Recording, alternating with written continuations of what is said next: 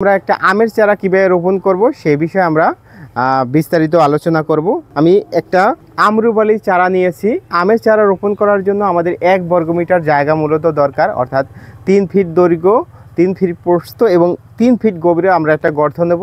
সেই গর্তের ভিতরে আমরা আধা মণ জৈব সার, পারলে সেখানে হচ্ছে 2 কেজি ভার্মি কম্পোস্ট অথবা 2 কেজি ট্রাইকো কম্পোস্ট আমরা দিয়ে দেব। এছাড়া টিএসপি দেব আধা কেজি, জিপসাম দেব 250 গ্রাম, পটাশ দেব 250 গ্রাম, বোরন দেব 50 গ্রাম, ম্যাগনেসিয়াম সালফেট দেব 50 গ্রাম আর দস্তা দেব 50 গ্রাম। সব মিশাইয়া আমরা মাদার যে মাটি, সেই মাটির সাথে সুন্দর করে মিশাবো। দেখেন আমার এই ভাইরা মিশিয়ে দিয়েছে।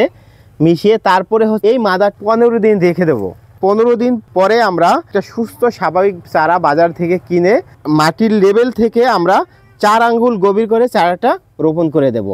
যেহেতু আমি ভিডিও করতেছি তাই এখনই আমি রোপণটা দেখাচ্ছি। 15 দিন পরের কাজটা 15 দিন আগে আমি দেখাই দিছি।